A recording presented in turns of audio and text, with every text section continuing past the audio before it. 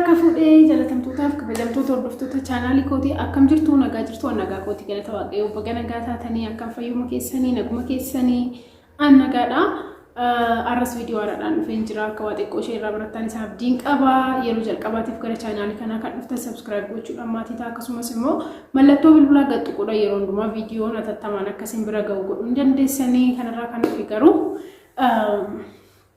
wajjajjabeessumaaf jechuudha dhugaa isin jedha wajjajjabeessuudhaaf namoota hundumaa subscribe warra isin kadhatan subscribe godhuu guutanii baay'ee tokko natti tola jechuudha namoonni baay'een akkamitti akka subscribe argatan akkamitti akka nama viidiyoo nama isaaniif ilaalu argatan na gaafatu warri keessattuu youtuberoonni haaraan jechuudha warri immoo callettanii silkii keessan qofa gabbantanii ilaaluu dandeessan yoo subscribe gootan jechuudha Oma wanti sinirraa irratti tokko hin jiru jechuudha wal gargaaru ta'a waan ta'eef akkam jirtu fayyaa jirtu annagaa kooti wanti har'a qabadhee dhiyaadhe jechuudha yeroo kanatti namni jechuudha bakka deemu maratti wanti naqunnamu nama intini dubbatu jechuudha bakka deemu maratti bakka oolu maratti bakka dhaqu maratti kan naqunnamu nama mirir jedheetoo bakka haalli jireenyaa kun itti ulfaate nama maal jedhama afaan oromootiin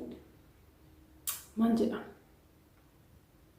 nama ammarraru jireenya ammarraru jechuudha bakka jireenya ammarraru maal akka ta'e beekan afaan oromootiin garuu nama galateeffachuun namni galateeffatu sa'aatii kanatti siruma hin jiru jechuudha bakka hin deemu maratti maali barri akkana haalli okay waan hundumaa argitanii jirtu dhageessanii jirtu wanti haaraa wanti ta'e tokko hin jiru jechuudha amma kana jireenyi baay'ee miyaawaa akka ta'e namoonni hundumti mana rakkoorra akka jiran namni osoo uumaan nyaatiin bulu beelaan kan jiraatu jira jechuudha sa'aatii kanatti namni beela'aa jiraatu jira jechuudha beela'aa namni tokko dursa jechuudha dursi wanti inni qorachuu qabu wanta nyaatudha jechuudha sinii galee miti wanta erga nyaatee dhugee booddee sana booddee uffanni tokko yeroo baay'ee uffachuu ni dandeessan nyaata garuu har'as nyaattu borus nyaattu wanta nyaataa borus hin bittu uftaanis hin bittu har'as hin bittu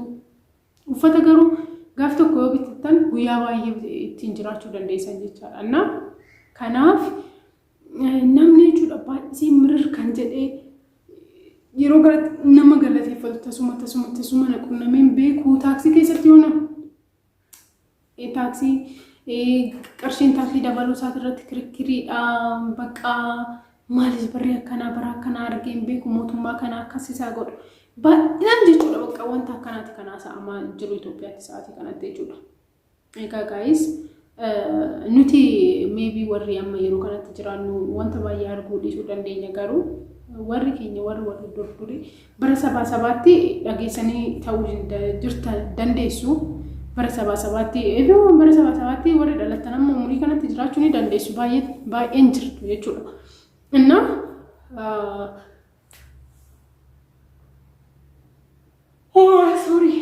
sorry በጣም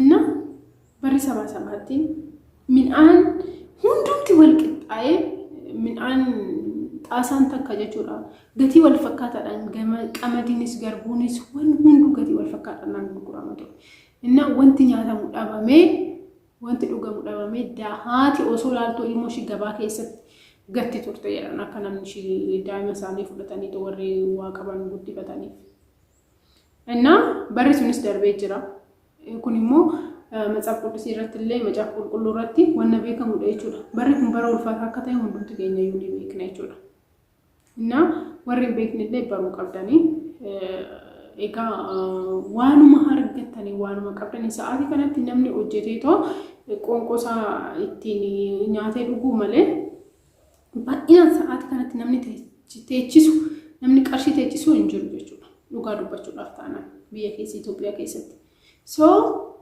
maalidha wanti nan isin jechuu barbaade amma rakkinni hin jiru isin jechuun barbaanne namni akka barbaadetti jiraachatee kan jiru rakkoon jira baay'isee rakkinni jira beelatu jira wanti hunduu mi'aawadha akkuma argitan jireenya mi'aawadha ta'us garuu galateeffachuu qaba dhugaa isin jedhan rabbi mi'a ofitti deebi'aatuma ofii keessaniif of gaafadha haal tokko jechuudha akka cubbuu kiyyaatti osoo ta'e waaqayyo har'a beelli kun haa xiqqaatu rakkoon amma nuti argaa jirru kun nutti xiqqaata malee nutti hin baay'atu. Waaqayyo bargararaa fadha dhugaa isin jedhani Rabbi akka keenya guyyaa tokko nutti ta'e hin beeku. Gonkuma ilaalame hanqaaquun takka birrii 12 galte. Hanqaaquun takka birrii 12 galan amma immoo vaayirasiin galeera. Hanqaaquu fi foon lukkuu hin nyaatinaa jedhanii gadhiisan. Ilaala. Wanti kana caalu baay'ee nufuu danda'a isin jechaa jiraan. Maybe amma yeroo nan akkana si fuuldura taa'ee too haasa'u kana ishiin jireenya mataa ishee jiraachaa jirti itti tolee jira kanaaf akkanatti haasofti naan jechuu dandeessan. No. Anatti miti nama qabeenya hedduu qabattu yoo tolle sa'aatii kanatti jechuudha. Anatti tola sa'aatii kanatti. No. Natti hin tolle dhugaa isin jedha. Rabbi yaa galatu wanta nyaadhee dhuguun dhabne egaa amma harka namaas ilaalee hin beeku. Hojjechaa tan jira. Garuu immoo jechuudha. Garuu immoo osoo hojjechuu baadhee kadhachuu hin danda'u. Osoo hojjechuu baadhee waan nyaadhu hin qabu ta'a. Sirrii. Innaa wanti namni isin jechuu barbaadu sa'aatii kanatti rakkoo guddaadha jechuudha kan jiru. Garuu galateeffachuu qabna. Dhugaa isin jedhanii tamasgeen jechuu bara yoomiyyuu baay'isawwee jechuudha. Amma sa'aatii kanatti hin galateeffattan taanaan yoomiyyuu galateeffattan. Rabbi boru hin bari'a bar. Boru gaafa biraatti boru guyyaa biraatti wanni hundinuu sirraa'uu danda'a. Wanti hundinuu sirraatee bareeduu danda'a. Hojjettanii qarshii argachuu dandeessan. Hojjettanii wanta nyaatanii, wanta dhugdan, wanta uffatanii irra dabartanii, maatii keessan irra dabartanii mana baankii kaawwachuu dandeessan. Boru guyyaa biraatti boru ni jijjiirama wanti hundinuu. Garuu maybe amma ishiin baay'een keessan jechuudha natti hin ilaaltanii jettanii dabarsuu dandeessan viidiyoo kana. Dhugaa isin jedha garuu akkasitti natti dhaga'ama.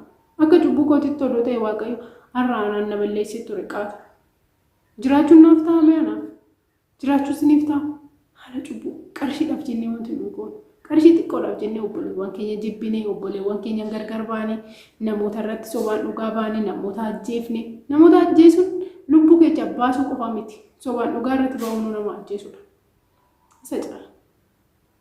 Kanaafuu wanti namni isin jechuu barbaadu akka cubbuu keenyatti miti.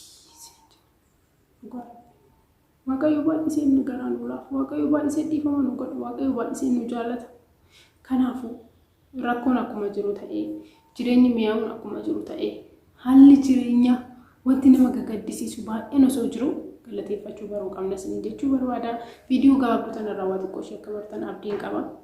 Viidiyoo itti aanu nama dhufutti immoo nagaan naaf tura isin jaalladha. Yeroo jalqabatu gara chaanaal kana kan dhuftan subscribe gochuudhaan maatii akkasumas mallattoo biraa gadhuudhaan yeroo hundumaa viidiyoon kiyya tattamaan akkasiin bira ga'u godha isin jaalladha. Ciao.